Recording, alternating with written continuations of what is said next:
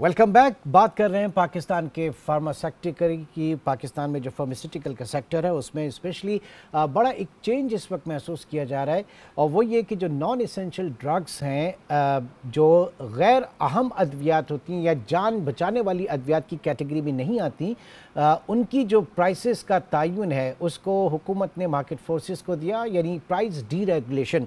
और इसके बड़े मस्बत असरात जो है वो इस वक्त नोट किए जा रहे हैं। खुद SIFC ने भी इसको इंडोर्स किया है। इस SIFC जो कि स्पेशल इन्वेस्टमेंट फैसिलिटेशन काउंसिल है, वो भी ज़रा फोकस कर रही है इस वक्त उसमें भी फार्मा सेक्टर के ऊपर। ये क्या मामला, ये जानेंगे इस वक्त। Chairman PPMA Pakistan pharmaceutical manufacturers association Tauqirul Haq साहब इस वक्त हमारे साथ मौजूद हैं।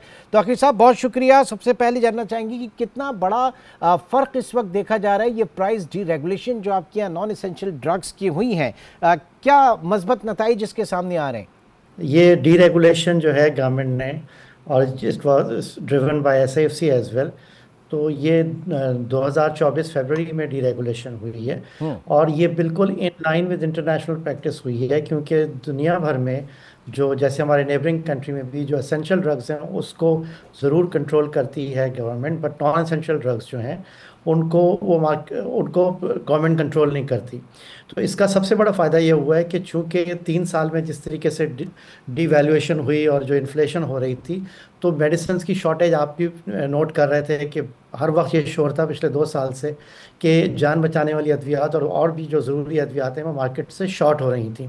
उसकी वजह ये थी कि इस डिवैल्यूएशन से और इन्फ्लेशन से जो पैदावारी लागत है अप्रूव प्राइस से गवर्नमेंट से उससे ज़्यादा आ रही थी, तो मेडिसिन मिल नहीं रही थी, बनाना बंद कर दिया था। हाँ। तो ये बहुत ही ऐसा इकदाम है। इसकी वजह से जो सबसे बड़ा फ़ायदा ये हुआ है कि इंडस्ट्री को सर्वाइवल हो गया है। इस इशू की वजह से मल्टीनेशनल कंपनीज ऑलमोस्ट बहुत सारी जा चुकी थी, और दूसरी सोच रही थी कि वो भी छोड़ जाए। हम्म। और इसके साथ साथ बहुत सारी मेडिसिन जो है मार्केट से शॉर्ट थी।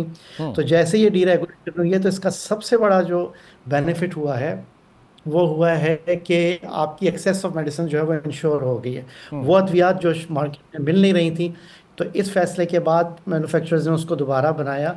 और जो जब नहीं मिल रही थी तो market was affected by counterfeit और स्मगल्ड मेडिसिन, जिसका कोई वाली वारिस नहीं था, और उसकी प्राइसेस जो थी वो कहीं से कहीं थी। तो ठीक। सबसे पहले तो हुआ है कि आवाम के लिए ये मेडिसिन जो है ना वो अब अवेलेबल हुई हैं। इसमें इसमें इस काउंटर आर्गुमेंट जो है, वो एक और एसोसिएशन है वो कहती है कि जनाब 15 गुना जो है वो कीमतें बढ़ गई हैं, लेकिन PPMA के प्लेटफॉर्म से इसको इसको मुस्तरद भी किया गया।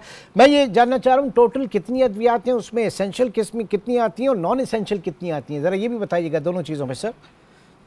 देखें, जो एक WHO की लिस्ट के हिसाब से 462 के करीब मेडिसिन हैं जो कि एसेंशियल ड्रग्स में आती हैं, जो उसकी prices as per existing pricing policy federal government control कर रही है। हम्म। बाकी जो प्रोडक्ट्स नॉन एसेंशियल हैं। अच्छा, ये बिल्कुल गलत है कि 15 टाइम्स है। देखें, अकॉर्डिंग टू IQVIA, जो कि रिलायबल सोर्स है हम्म। इंटरनेशनल के हिसाब से, आफ्टर डीरेगुलेशन जो ग्रोथ आई है वो 21.7% आई है। और उसमें से अगर आप यूनिट ग्रोथ, जो कि जिसको ऑर्गेनिक ग्रोथ कहते हैं, और बहुत सी नई अद्वियात 12 महीने में आई हैं या जो शॉर्ट हुई थी हार्डशिप केसेस में, उनकी अवेलेबिलिटी हुई है, हम्म। तो उसको अगर उसका निकाल लें तो 15.6% के करीब जो है वो ग्रोथ आई है। तो considering the continuous devaluation and जो इन्फ्लेशन है ओवर द लास्ट 2-3 ईयर्स, तो ये तो बड़ी मुनासिब जो है वो ग्रोथ है। और आप इसका जो फ़ायदा आप ये देखेंगे कि जैसे ये डीरेगुलेशन हुई है, और देखें SIFC ने ये जो स्ट्रीमलाइन कर रही है रेगुलेशंस को, जो हेल्प कर रही है streamline towards streamlining the SIFC regulations. Sir,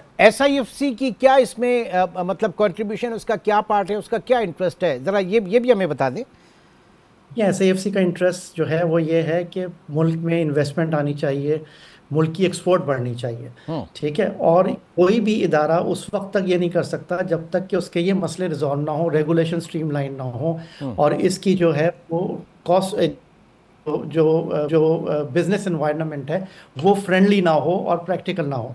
तो SIFC का काम ये है कि वो ड्राइव करती है कि तमाम इदारों को, तमाम बिजनेस हब्स को मुनासिब फील्ड दी जाए वर्क काम करने की, जिसकी वजह से इन्वेस्टमेंट भी आए और एक्सपोर्ट भी बढ़े।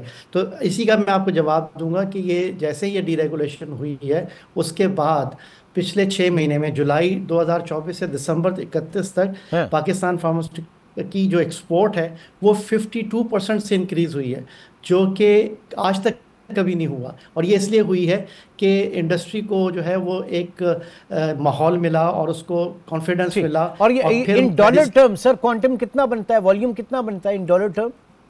देखिए, डॉलर टर्म में देखें, जैसे लास्ट ईयर पूरे साल में हमारी एक्सपोर्ट थी 341 मिलियन यूएस डॉलर। अब सिर्फ 6 महीने में ही 250 मिलियन यूएस डॉलर के करीब हो गई है। यानी इसका मतलब ये जो कि 52% इंक्रीज है versus same last year, same year last year से कंपेयर करने में 6 महीने में। तो तो हम ये पोटेंशियल एक्सपेक्ट कर रहे हैं। पोटेंशियल कितना देखा जा रहा है? देखें, इसका सबसे पहला ये होगा कि 12 महीने की हम देख रहे हैं, फोर्सी कर रहे हैं कि 500 मिलियन यूएस डॉलर की एक्सपोर्ट हम कर लेंगे। और अगर इसी से तरह हम इंशाल्लाह 2 से 3 साल में इसको 2 से 3 बिलियन यूएस डॉलर की जो है वो एक्सपोर्ट बढ़ा सकते हैं।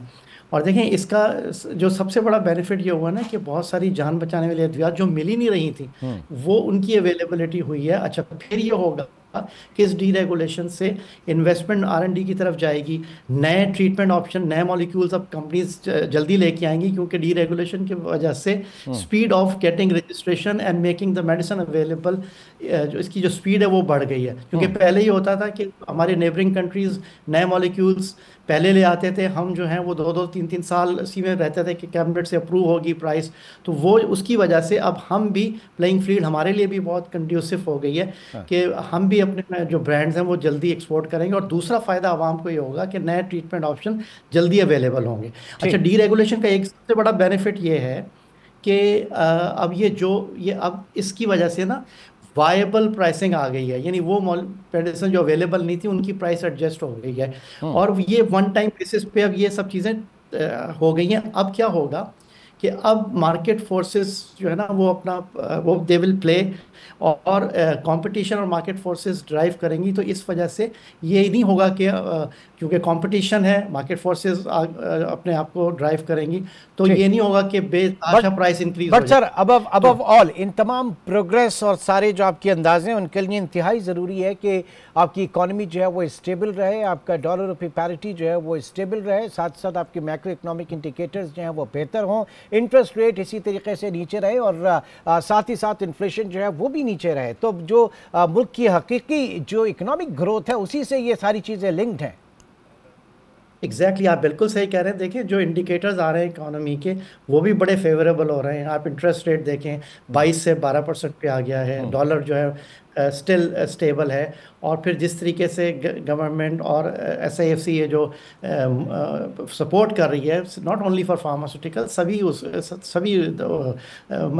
सेक्टर्स को, तो आई एम श्योर कि अच्छे दिन नज़र आ रहे हैं। और फार्मास्यूटिकल इंडस्ट्री भी इस डीरेगुलेशन के बाद जो है वो इंशाल्लाह एक्सपैंड करेगी और एक्सपोर्ट भी बढ़ेगी और मेडिसिन की अवेलेबिलिटी भी इंश्योर होगी। जी, ऑल द बेस्ट सर, बहुत बहुत शुक्रिया, थैंक यू वेरी मच आपके का। नाजरीन,